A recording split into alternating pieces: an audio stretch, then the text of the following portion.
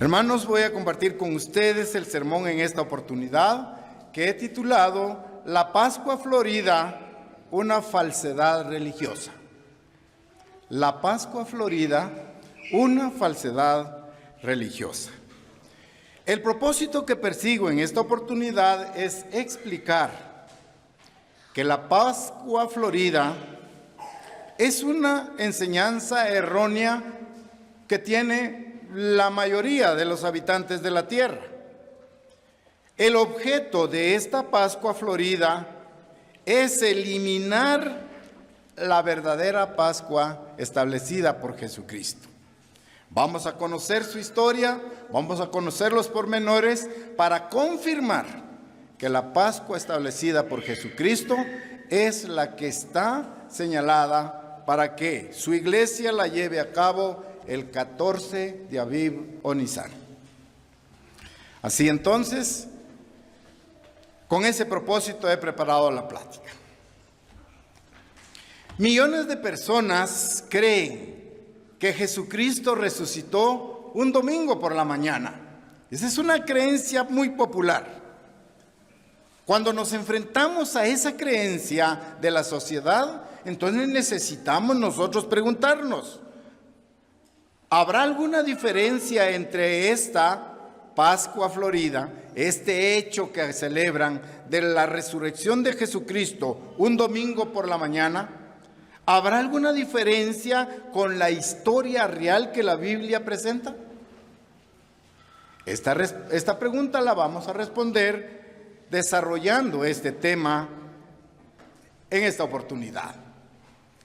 A diferencia del público en general, ahora muchos teólogos consideran que la Pascua Florida y la semana llamada Semana Santa son las celebraciones más relevantes de todas.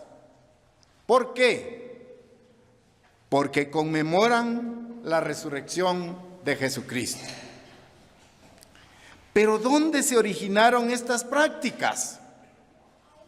¿Están asentadas en la Biblia? Vamos a conocer el lugar donde se originaron.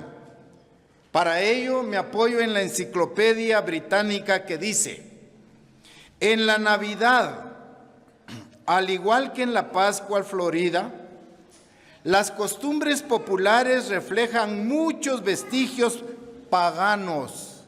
Repito, reflejan muchos vestigios paganos antiguos, vinculados con los ritos de fertilidad de la primavera, como los símbolos del huevo de Pascua y el conejo de Pascua. Esto es un extracto de la 15ª edición, volumen 4 y la página 605. Vean lo que dice esta enciclopedia. Por su parte, el Diccionario de Palabras del Antiguo y Nuevo Testamento de Bain dice: la fiesta de la Pascua celebrada por los cristianos en tiempos post-apostólicos era una continuación de la fiesta judía, pero no fue instituida por Cristo, hablando de la Pascua Florida, ni estaba relacionada con una de las fiestas santas de Dios. La fiesta pagana es llevada a cabo en honor a la diosa de la primavera, cuyo nombre es Estre, o el nombre Astarte. Vean hacia dónde apunta la Pascua Florida. Título de la diosa caldea, la reina del cielo. Era distinta de la Pascua instituida por Jesucristo. Sin embargo, esta fiesta pagana se introdujo en la religión apóstata occidental como parte del intento de adaptar las fiestas paganas en el seno de la cristiandad. Vean esa mezcla que se introduce, lo que evidencia el verdadero origen pagano de la llamada Pascua Florida, en contraste con la verdadera Pascua cristiana. tomado también de un documento en 637 y 638, la página de este documento, Pascua, editada en línea. Con estos dos informes documentados en la investigación secular, puedo comentar. Entendemos entonces que las raíces de la celebración de la Pascua Florida y la Semana Santa en el mundo católico y protestante también se remontan a antes de la vida, se remontan a antes de la muerte y resurrección de Jesucristo. Varias costumbres paganas de la Pascua Florida pueden rastrearse o investigarse hasta llegar a ciertas celebraciones de la antigüedad. Estas celebraciones giraban en torno a la primavera y eran en honor a la diosa Astarte, la diosa de la primavera y de la fertilidad. Vean el origen de esta Pascua Florida que adora y que conmemora el mundo. La Biblia menciona a esta diosa, Astarte, en el segundo libro de Reyes. Vamos allá. Segundo libro de Reyes. Repito, segundo libro de Reyes, capítulo 23. Capítulo 23 y el versículo 13. Repito la cita, segundo libro de Reyes, capítulo 23 y versículo 13. Ahí leemos. Segundo libro de Reyes, 23, 13. Asimismo profanó el rey los lugares altos que estaban delante de Jerusalén, a la mano derecha del monte de la destrucción, los cuales Salomón, rey de Israel, había edificado a Astoret. Vean, allí está, esta diosa de la fertilidad. A Astoret, ídolo abominable de los sidonios. A Quemos, ídolo aborrecible de Moab. Y a Milcom, ídolo abominable de los hijos de Amón. Vean entonces a dónde va. ¿Cuál es la orientación que toma esta Pascua Florida? ¿Dedicada a quién? A la diosa Astarte, que como lo hemos leído allí, bueno, es una abominación para Dios. Sin embargo, el mundo occidental y llamado culto toma esta actividad como una de las más significativas dentro de su mundo religioso allí. Esta adoración, tanto a Astarte, tanto a Quemos como también a Milcom, constituyen una abominación delante de Dios. Son condenados por parte de Dios en Jeremías capítulo 7, versículo 18. Jeremías capítulo 7 y versículo 18. Están llegando a Jeremías capítulo 7, versículo 18 para leer lo siguiente. Vean ahí las costumbres paganas. Los hijos recogen la leña, los padres encienden el fuego y las mujeres amasan la masa para hacer tortas a la reina del cielo y para hacer ofrendas a dioses ajenos para provocarme a ira. Vean cómo está el mundo convulso. A Dios le ofende, para Dios es una afrenta estar celebrando la Pascua Florida como conmemoración de la resurrección de Jesucristo un domingo por la mañana. Esa es la doctrina que está popularizada. Los diferentes ritos y costumbres de la fertilidad fueron incorporados a las prácticas religiosas a principios de la historia. Inmediatamente después que Adán y Eva rechazan a Dios, a partir de ese momento la humanidad comienza a buscar cómo explicarse la vida el origen de la vida y el porqué. Es así como las naciones paganas establecieron estatuas, levantaron imágenes para representar a los poderes que adoraban.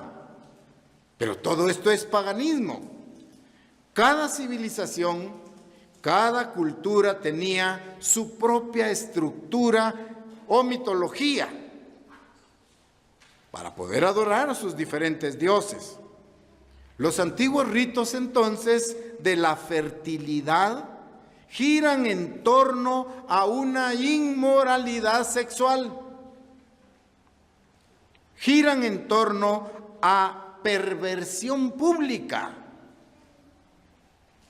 Por lo tanto, la Pascua Florida no era parte de la adoración al verdadero Dios de parte de la iglesia primitiva. Nunca lo celebraron. En el Nuevo Testamento no encontramos una mención acerca de la celebración de la Pascua Florida y de la Semana Santa. No se encuentra una mención.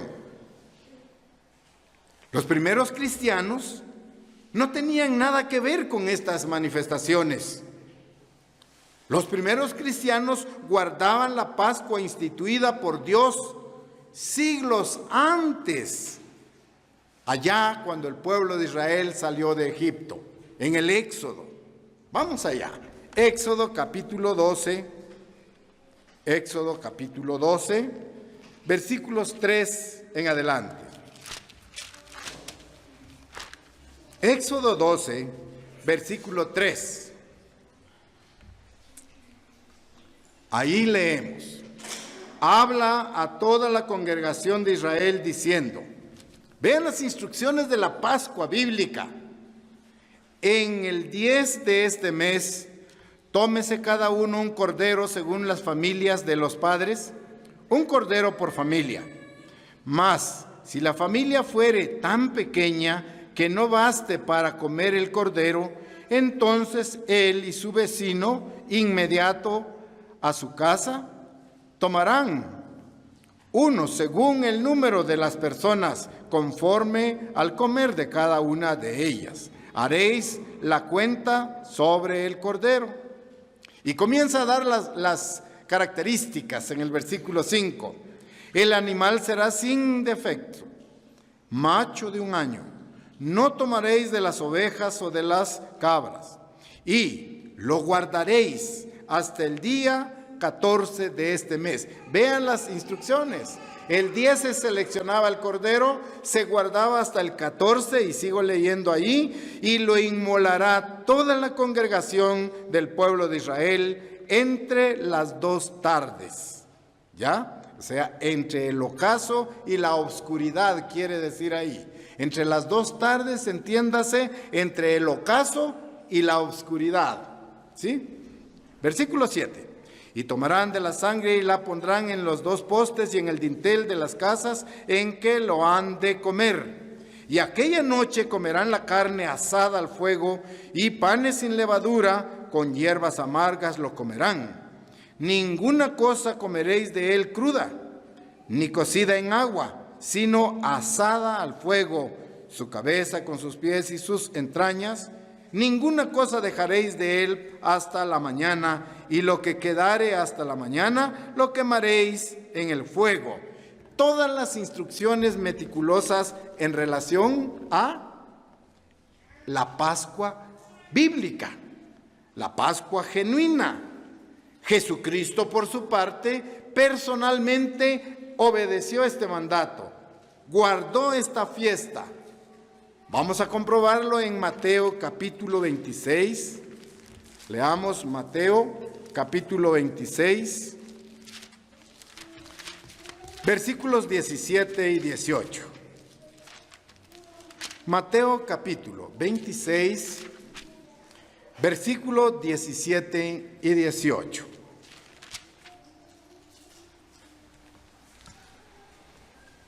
Y dice ahí: el primer día de la fiesta de los panes sin levadura, vinieron los discípulos a Jesús diciéndole: ¿dónde quieres que preparemos para que comas la Pascua? Y él dijo: id a la ciudad a cierto hombre y decidle, el maestro dice, mi tiempo está cerca, en tu casa celebraré la Pascua con mis discípulos. Ese es el ejemplo de Jesucristo para la iglesia. En tu casa celebraré la Pascua con mis discípulos. Y allí, con esta expresión de Jesucristo, está indicando que la Pascua también es una ceremonia exclusiva para los miembros de la iglesia bautizados. Dice, lo celebraré con mis discípulos. Noten que ni el dueño de la casa participó de la Pascua con Jesucristo. Jesucristo instituyó la Pascua con sus discípulos. ¿Entiende? Entonces, ese es el ejemplo que nosotros debemos seguir. Además de celebrar la Pascua, en esa Pascua Jesucristo le dio un significado más claro bajo un nuevo pacto. Cuando Jesucristo instituye en esta Pascua los símbolos del pan y el vino, como símbolos de su cuerpo flagelado, como símbolos de su sangre derramada, representando en ello el sufrimiento y la muerte de Jesucristo por cada uno de nosotros. Por lo tanto, entendemos que Jesucristo es el Cordero de Dios, ofrecido como el verdadero sacrificio de la Pascua por los pecados de todo el mundo. Juan capítulo 1, versículo 29 nos dice, Evangelio de Juan, en el capítulo 1, versículo 29, ahí leemos, Juan 1, 29.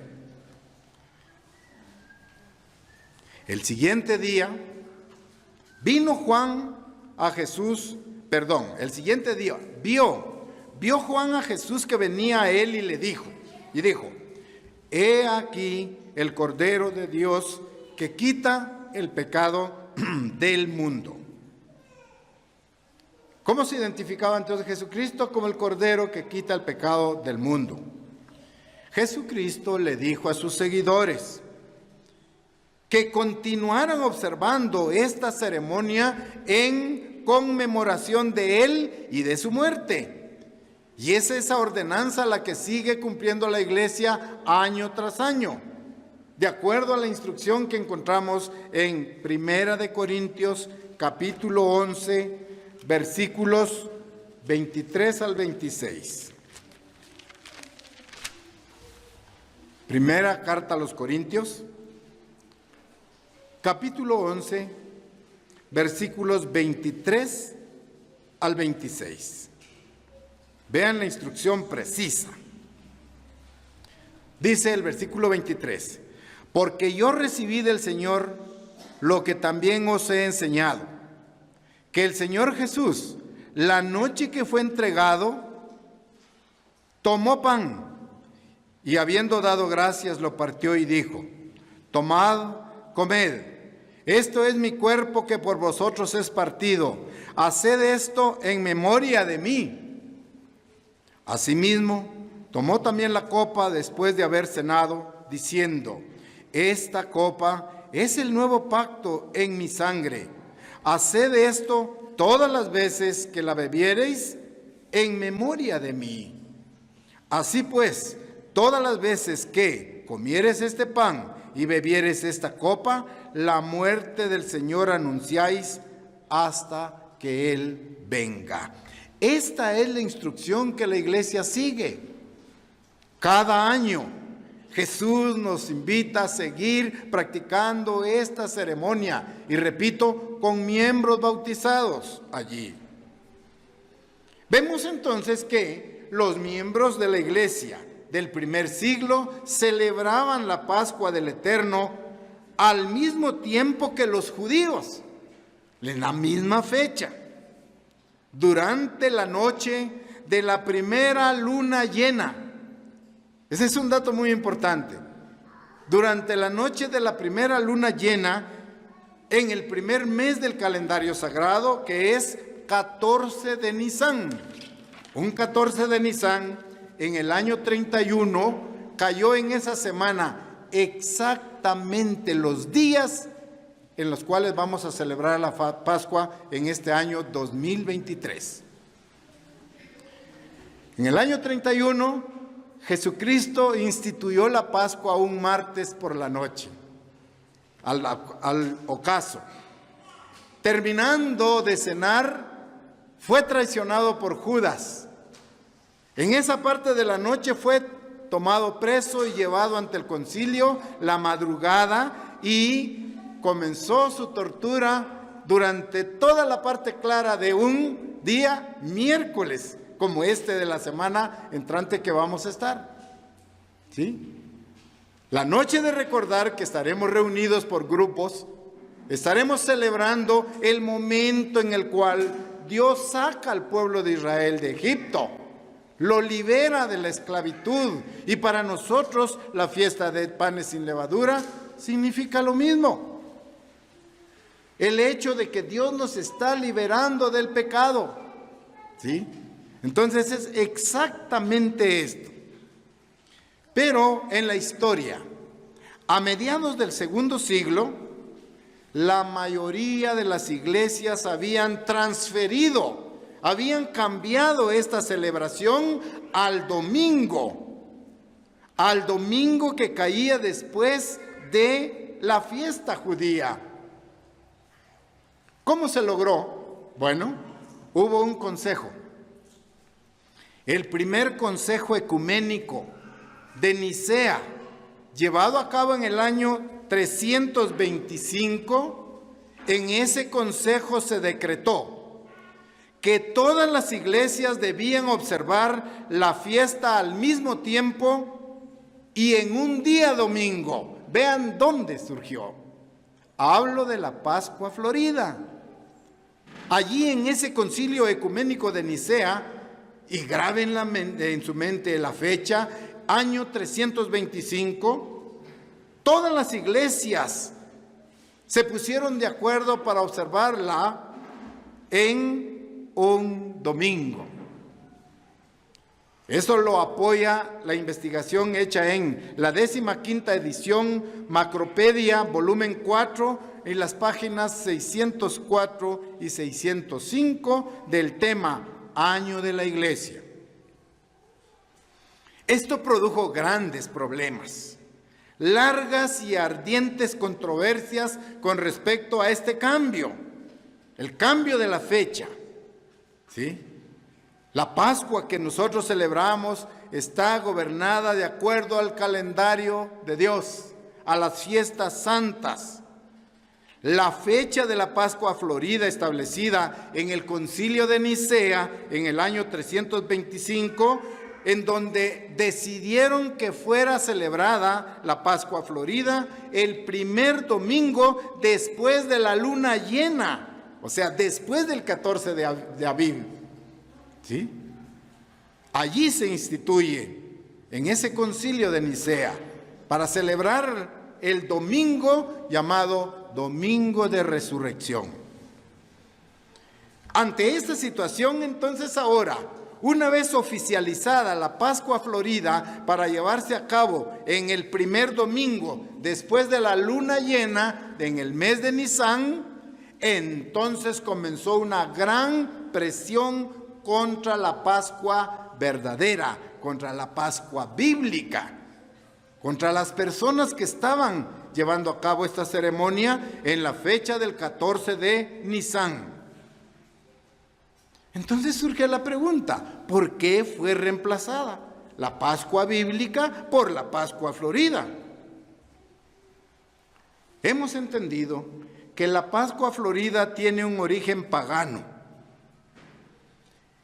en honor a la diosa Astarte, la diosa de la fertilidad.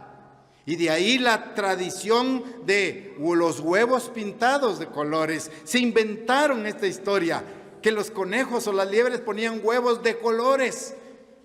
Y ya le arman una historia para que los vayan a buscar los niños. Todo esto es fantasía y es un gran error de la celebración de la Pascua Florida. Repito, con origen pagano que ustedes pueden comprobar. ¿Qué hicieron? Utilizaron los mismos argumentos y la misma filosofía para establecer un nuevo día festivo, al igual que lo hicieron con la Navidad. Lo hacen también con esta celebración de la Pascua Florida. Pensaron los líderes, los dirigentes, es más fácil atraer a adoradores, ¿sí? Es más fácil atraer a estos adoradores paganos al llamado falso cristianismo, a un cristianismo falso, mantener la devoción de estas personas, asociándola con el tiempo de la festividad de la resurrección de Jesucristo. Ese fue el argumento para poder mezclar estas ceremonias.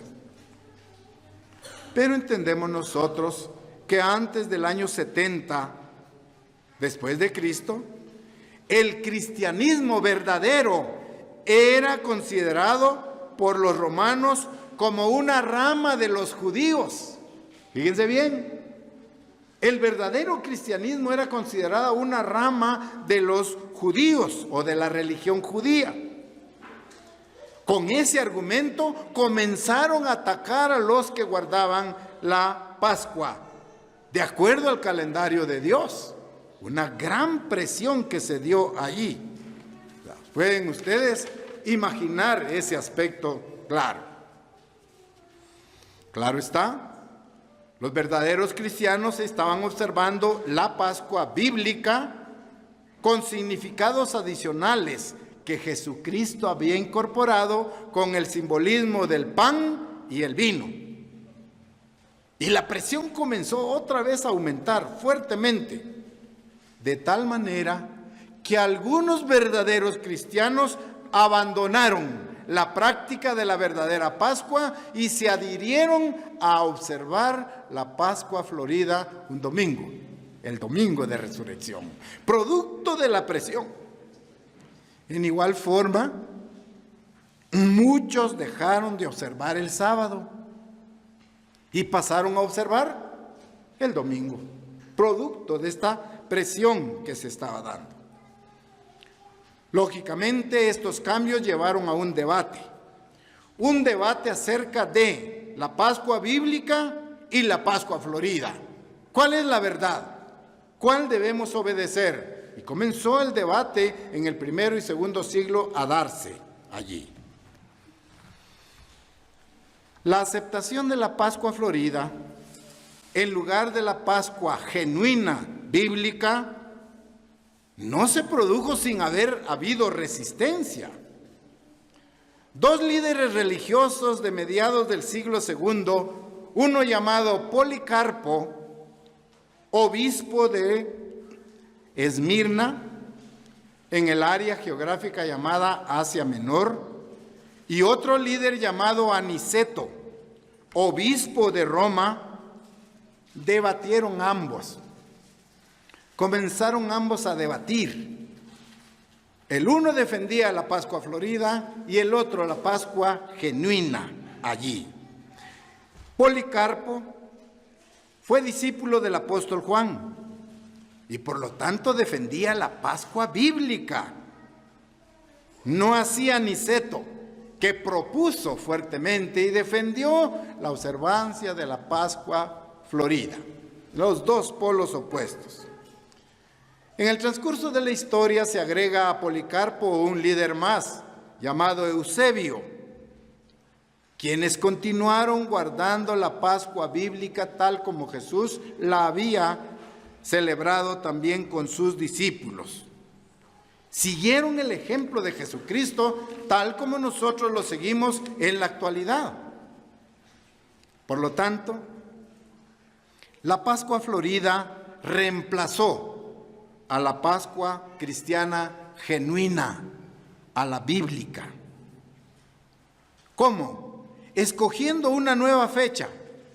¿Cuál fue esa fecha? El domingo siguiente a la luna llena del primer mes. O sea, la Pascua bíblica la celebramos el 14 de Nisan.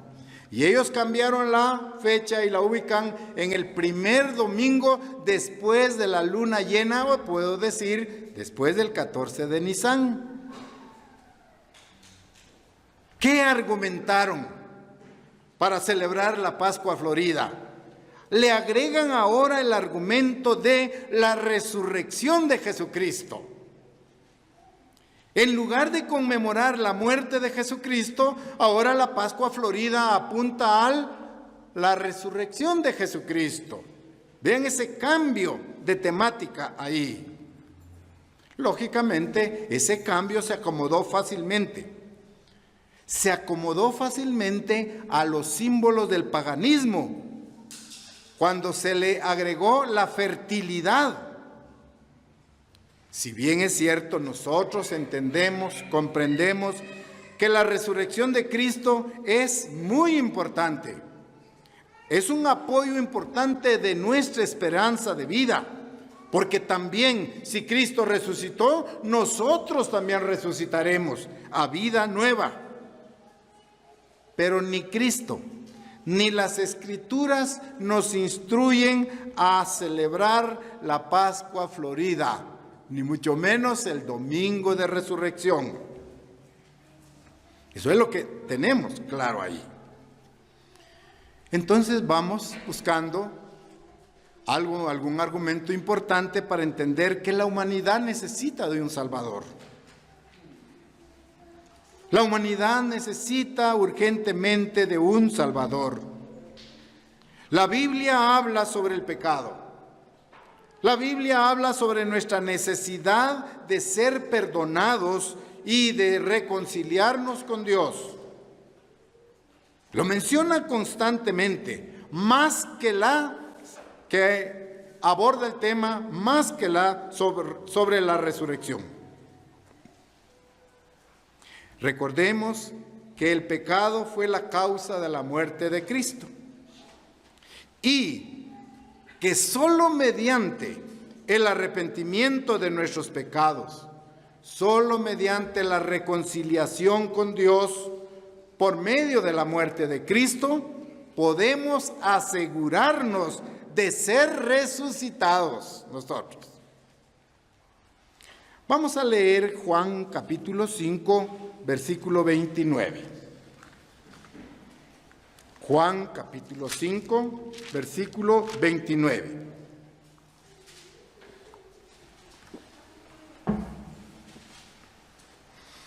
Juan capítulo 5, versículo 29 dice ahí: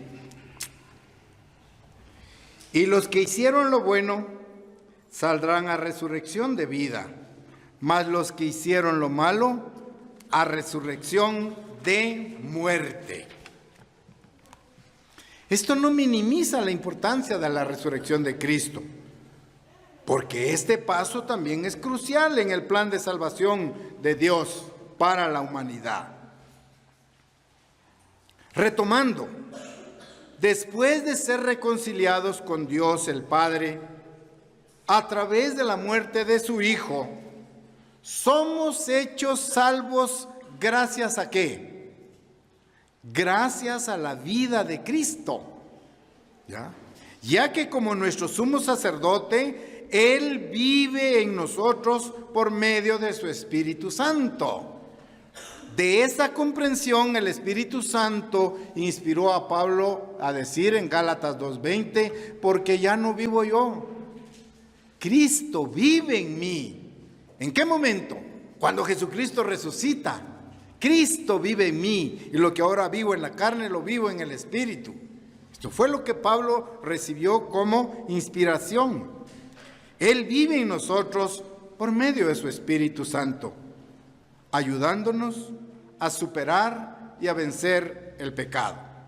Romanos 5:10. Romanos capítulo 5, versículo 10. Ahí dice, en Romanos 5:10 leemos: porque si siendo enemigos fuimos reconciliados con Dios por medio de su Hijo, mucho más estando reconciliados seremos salvos por su vida. O sea, es importante también el fenómeno y el hecho de que Jesucristo haya resucitado. Pero vean que la Pascua Florida trasladó la fecha a un domingo y ellos aducen erróneamente que Jesucristo resucitó un domingo, cosa que nosotros no aceptamos y que comprendemos bien, ¿sí? La fecha en que murió, la señal que dio y el momento de su resurrección. Entonces, la postura de la Pascua Florida es que Jesucristo resucitó un domingo, el primer día de la semana. Ahora bien, la elección que hicieron estos líderes allá en el Concilio de Nicea, cambian la fecha para ubicarlo en un domingo para la Pascua Florida. Ellos lo hicieron basados en la suposición de que Cristo resucitó el día domingo por la mañana. Pero escuchen bien, estoy diciendo fue una suposición, una invención de parte de ellos para argumentar que Jesucristo resucitó en domingo. Pero ninguna de estas suposiciones es respaldada por la Biblia. Algunos escribas y fariseos de la época, preguntándole a Jesucristo, le dijeron: danos una señal de que tú eres el Mesías. Fíjense lo que pedían ellos: demuéstranos, danos una señal para reconocerte como el Mesías, para comprobar que tú eres el Mesías. Repito que eran unos escribas y fariseos. Jesucristo le dijo y les dio la única señal de su mesiasgo, la única señal que confirma que Cristo es el Mesías. Él la describió en Mateo capítulo 12. Mateo capítulo 12, versículo 40. Vean qué le dijo Jesucristo a los escribas y fariseos. Mateo capítulo 12, versículo 40. La única señal para comprobar, Jesucristo dijo: yo soy el Mesías, y lo van a comprobar a través de esta señal. Versículo 40. La señal es esta: porque como estuvo Jonás en el vientre del gran pez 3 días y 3 noches, así estará el Hijo del Hombre en el corazón de la tierra 3 días y 3 noches. ¿Cuál fue la señal? La única señal para comprobar que Jesucristo era el Mesías está descrita aquí. Así como Jonás estuvo 3 días y 3 noches en el vientre de ese gran pez, dice: así estará el Hijo del Hombre en el corazón de la tierra 3 días y 3 noches.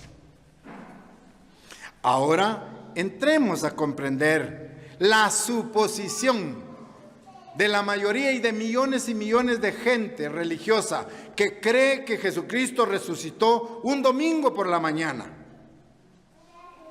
Pregunto: ¿cómo hacer calzar o coincidir esta única señal de 3 días y 3 noches entre la creencia popular, el mundo religioso católico y protestante quizá? Para ellos, Cristo murió un viernes y resucitó un domingo. ¿Cómo hacer conciliar esta señal que Jesucristo dio? Jesucristo dijo que iba a estar en la tumba 3 días y 3 noches. Pero la gente cree que Jesucristo murió un viernes y resucitó un domingo. ¿Cómo encajar con esta única señal? La mayoría de las personas creen que Jesús murió un viernes y resucitó en la mañana del domingo. Hagamos el conteo. para comprobar si esta única señal se cumple.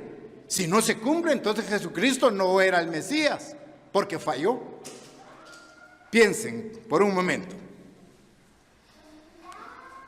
Jesucristo, de acuerdo a la suposición en la tradición de las religiones del mundo, murió un viernes.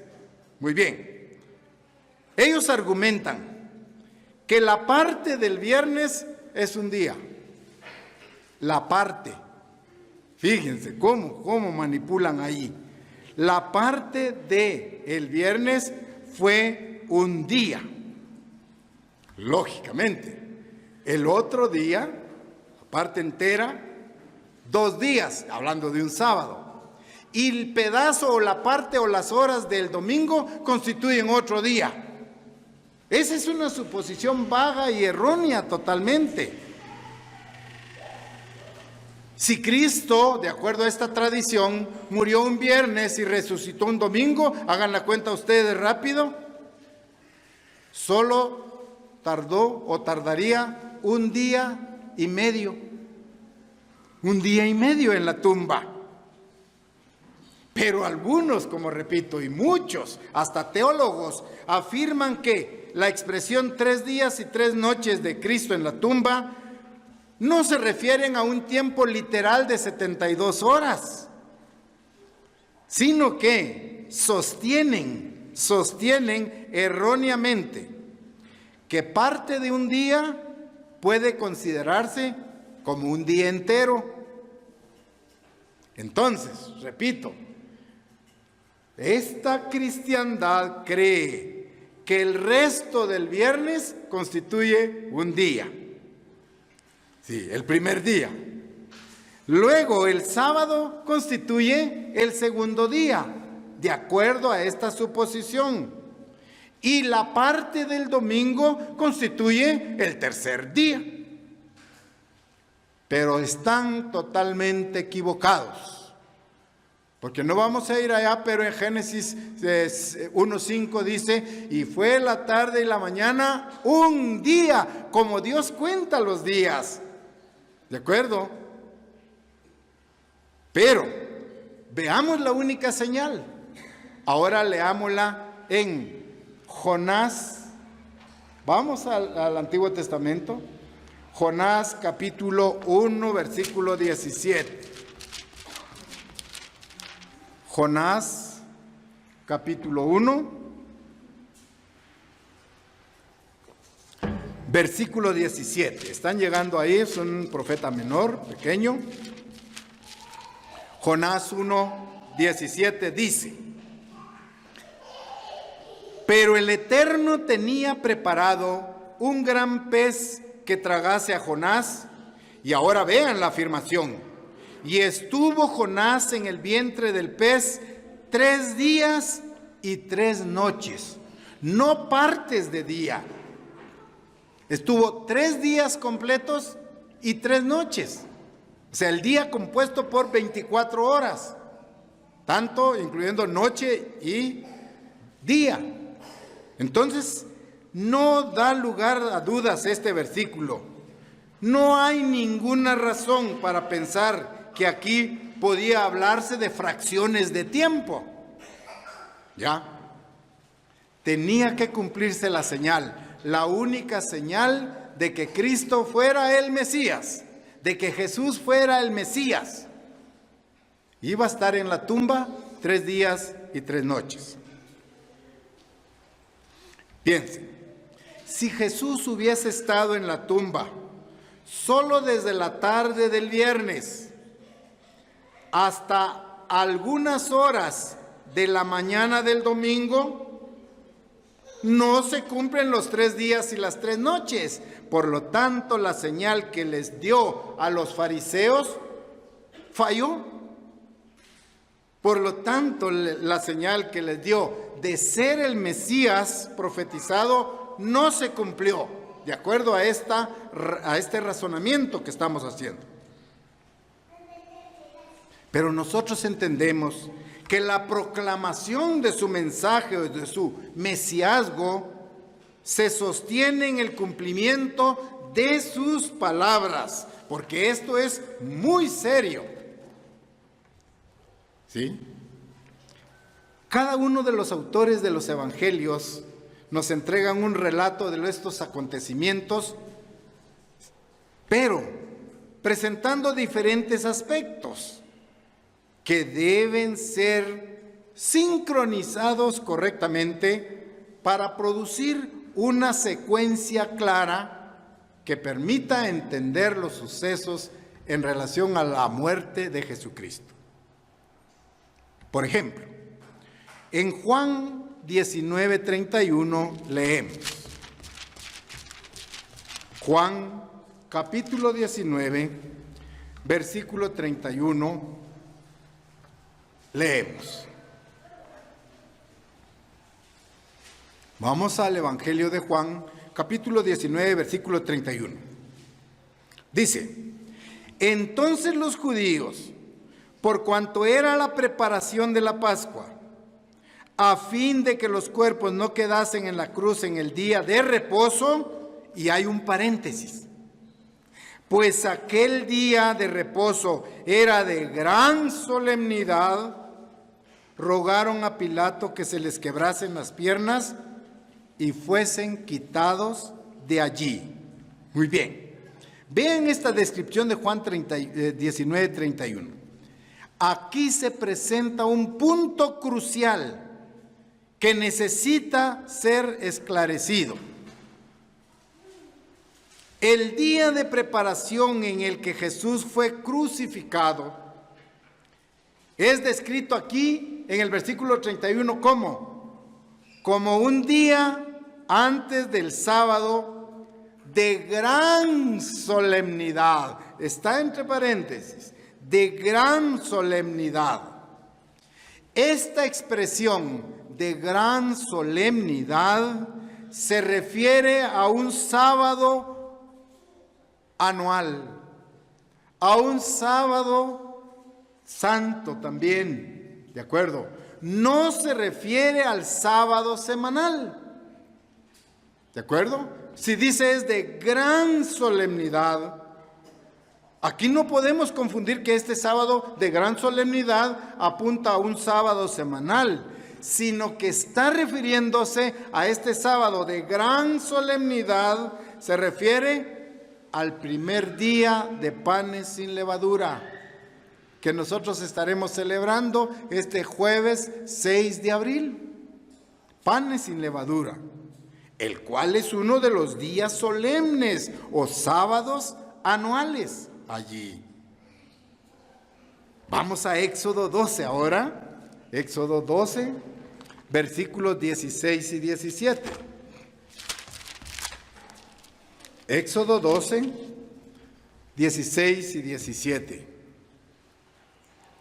Hablando de este día de gran solemnidad, de este día de reposo de gran solemnidad, ahora leemos: el primer día habrá santa convocación, y asimismo en el séptimo día tendréis una santa convocación.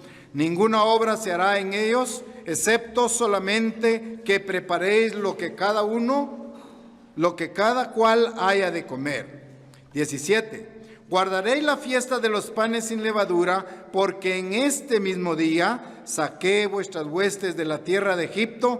Por tanto, guardaréis este mandamiento en vuestras generaciones por costumbre perpetua.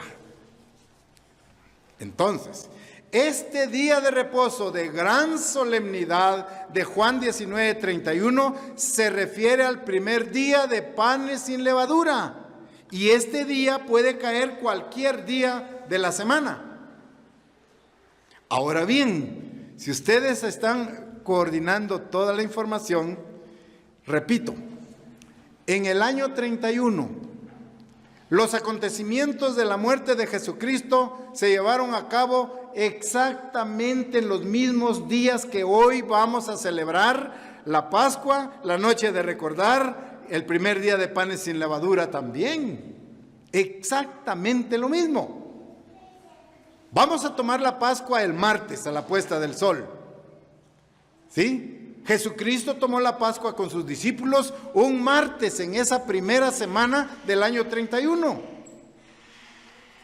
Terminando la ceremonia de la Pascua, Jesucristo fue traicionado por Judas Iscariote. Llegó el ejército y lo tomaron esa misma noche. Lo llevaron ante Poncio Pilatos, ante los gobernadores, noche y madrugada y la parte clara.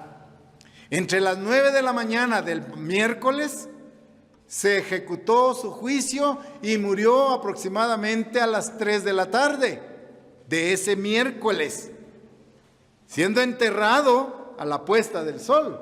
¿Por qué? Porque venía el primer día de panes sin levadura, que es un sábado anual, un día de reposo, tal como lo guardamos nosotros. ¿De acuerdo? Eso es lo que entendemos aquí. Por lo tanto, aquí se mencionan dos sábados, uno anual y el otro semanal. Vamos a Lucas capítulo 23. Lucas capítulo 23, versículos 54-56. Lucas capítulo 23, los versículos del 54 al 56 dicen, vean bien que se mencionan dos sábados. Están llegando ahí, Lucas 23, versículos 54-56. Leo ahora ahí. Era día de la preparación y estaban para comenzar el día de reposo. Mucha atención. ¿Qué día? ¿Semanal o anual?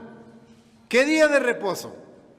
Repito, era día de la preparación y estaban para comenzar el día de reposo. Y las mujeres que habían venido con él desde Galilea siguieron también y vieron el sepulcro y cómo fue puesto su cuerpo. ¿En qué día? ¿En qué día? Miércoles a la puesta del sol. Jesucristo celebró la Pascua el martes con sus discípulos. Fue apresado en la noche, madrugada, fue torturado, azotado desde las 9 de la mañana hasta las 3 de la tarde, murió y se dieron prisa por enterrarlo porque venía un día de reposo. ¿Qué día era ese? El solemne, el de gran solemnidad, el primer día de panes sin levadura. Entonces, este que estamos leyendo aquí era el día de la preparación y estaban para comenzar el día de reposo. Las mujeres que habían venido con él desde Galilea siguieron también y vieron el sepulcro y cómo fue puesto su cuerpo. Se ve el momento en el que están sepultando a Jesucristo. ¿En qué día de la primera semana del año 31? Miércoles a la puesta del sol, porque ya venía el día santo. Y el primer día santo de panes sin levadura cayó jueves, exactamente igual como en esta oportunidad. Por eso se dieron prisa de enterrar a Jesucristo, porque venía el reposo de gran solemnidad para nosotros, el primer día de panes sin levadura. Que en esa primera semana del año 31 ocurrió un día jueves. Exactamente allí, ya. Bueno, seguimos entonces, hay vuelta a las mujeres, estamos, las mujeres 55. Y las mujeres que habían venido con él desde Galilea siguieron también y vieron el sepulcro y cómo fue puesto su cuerpo. Versículo 56. Y vueltas, vean ahora ese dato, prepararon especias aromáticas y ungüentos, y descansaron el día de reposo. Vean ahí. El primer día de panes sin levadura en esa semana del año 31 cayó jueves. ¿Creen ustedes que las mujeres fueron a comprar en un día jueves las especies aromáticas? ¿Si era día santo? No. Ellas fueron a comprar los ungüentos y especies aromáticas el viernes. Y luego dice ahí y descansaron el día de reposo semanal conforme al mandamiento.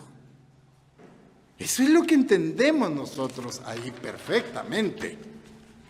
Descansaron el día de reposo conforme al mandamiento. Esta preparación de las especies aromáticas y los ungüentos ¿pudo haberse llevado a cabo en un día de reposo santo? No, en ninguna manera.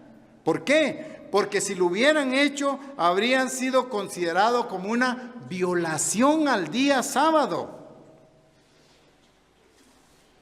Veamos ahora cómo lo confirma Marcos 16:1. Evangelio de Marcos, capítulo 16, versículo 1. Marcos 16:1 lo verifica. Vean bien, dice, cuando pasó el día de reposo, ¿qué día de reposo menciona ahora ahí? ¿Cuál debemos entender? ¿El solemne o el semanal? Marcos 16:1.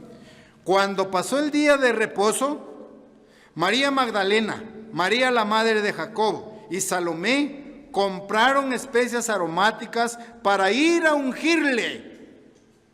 ¿Qué día de reposo pasó? El primer día de panes sin levadura. Entonces, cuando pasó ese día que cayó jueves, ¿en qué día compraron las mujeres las especies aromáticas? En un viernes. Y descansaron el sábado de acuerdo al mandamiento, como lo leímos anteriormente. ¿Ya? Aquí se mencionan exactamente 2 sábados diferentes. El primer sábado que se menciona es el sábado de gran solemnidad, que es el primer día de panes sin levadura, que en el año 31, repito, cayó un día jueves. El segundo sábado que menciona la Biblia en estos pasajes, sí se refiere al sábado semanal. Dice, y descansaron conforme al mandamiento. Acuérdate del día sábado para santificarlo. 6 días trabajarás, etcétera, etcétera. Entonces vemos que según esta correlación histórica, después de descansar en el sábado semanal, las mujeres fueron a la tumba de Jesús temprano, el primer día de la semana, que era domingo. Leamos Juan 21. Juan 21. Vean esta actividad. Juan 21. El primer día de la semana, María Magdalena fue de mañana, siendo aún oscuro al sepulcro, y vio quitada la piedra del sepulcro, y descubrieron que ya había resucitado. Ya había resucitado. Pero ¿en qué momento resucitó entonces Jesucristo? Siguiendo la fórmula, la única señal que Jesucristo iba a estar 3 días y 3 noches en la tumba, la señal de Jonás. Entonces, murió a las 3 de la tarde del miércoles. Entonces, la noche del miércoles, una noche. Contemos solo noches. La noche del jueves, 2 noches. La noche del viernes, 3 noches. Ahora contemos los días. El día del jueves, 1 día. El día del viernes, 2 días. El día del sábado, 3 días. Y Jesucristo resucitó antes de que se ocultara el sol en el día sábado, cumpliendo así la señal de Jonás. Eso es lo que entendemos ahora. Mateo 28:5. Mateo 28:5. Vean a esta instrucción. Mateo 28, versículos 5 y 6. Mas el ángel respondiendo le dijo a las mujeres: no temáis vosotras, porque yo sé que buscáis a Jesús el que fue crucificado. No está aquí. ¿En qué día? ¿En qué momento? ¿En qué horas? ¿A qué momento llegan ellas? A un oscuro, el primer día de la semana, que es domingo. Pero el ángel les dice: no está aquí, pues ha resucitado como dijo. Venid, ved el lugar por donde fue puesto el Señor, e id pronto y decid a sus discípulos que ha resucitado de los muertos, y he aquí va delante de vosotros a Galilea, allí le veréis, he aquí, os lo he dicho. El ángel les dijo: no está aquí. Vean que las escrituras se interpretan a sí mismas. Dentro de los evangelios que estamos leyendo, se armonizan, se complementan el uno con el otro. La promesa de que Jesucristo iba a estar 3 días y 3 noches en el sepulcro, entonces, se cumple. No solo parte de un día, sino días completos. Y ahora vamos a la comprobación en la Biblia. En la Biblia hay muchas traducciones. Pero la Biblia de Fenton, la traducción de Fenton y la traducción del literal de Green, 2 autores, traducen correctamente el versículo de Mateo 28:1. Veamos aquí en la Reina Valera cómo lo traduce, cómo lo escribe. Pasado el día de reposo, fíjense ahí, ¿en qué tiempo está hablando? ¿Singular o plural? Pasado el día de reposo, ¿singular o plural? Aquí singular, ¿sí? Muy bien, pero en la traducción de Fenton y la traducción literal de Green, aquí se lee: después de los sábados. Les menciono la traducción de Fenton y Green. Ahí Mateo 28:1 dice: después de los sábados, plural, 2. Un sábado anual, el primer día de panes sin levadura, y el sábado semanal. Esto lo aclara plenamente ahí. Por lo tanto, confirmamos de que Jesús fue crucificado y fue sepultado en la tarde del miércoles, justo antes de la puesta del sol. Estamos hablando de la primera semana del año 31, que coincide con nuestros acontecimientos en este año 2023. Miércoles antes de la puesta del sol, antes de que diera iniciado el primer día de panes sin levadura. Este era un sábado solemne, el primer día de panes sin levadura. Jesús entonces permaneció en la tumba desde la puesta del sol del miércoles a la puesta del sol del sábado. Ya lo contamos, 3 noches y 3 días exactamente allí. Cuando resucitó de los muertos, ¿en qué momento entonces resucitó? Antes de la puesta del sol del día sábado, no del domingo. Resucitó entre los muertos. Por lo tanto, cuando María Magdalena llegó el día domingo por la mañana, aún oscuros, siendo oscuro, encontró que la piedra había sido quitada. La tumba estaba vacía y el ángel les dijo: ¿a quién buscáis? A Jesús. No está aquí, ha resucitado. ¿En qué momento? En las últimas horas del sábado. Esa es la explicación correcta. De esta manera, Jesucristo cumplió la señal que mencionó de Jonás, que estaría en la tumba 3 días y 3 noches, 72 horas cabales.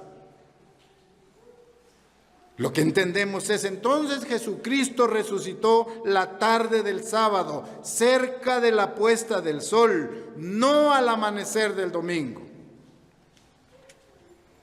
Y con ello cumplió la única señal Con ello demostró que Jesús era el Mesías. Aquella pregunta de los escribas y fariseos: ¿cuál es la señal?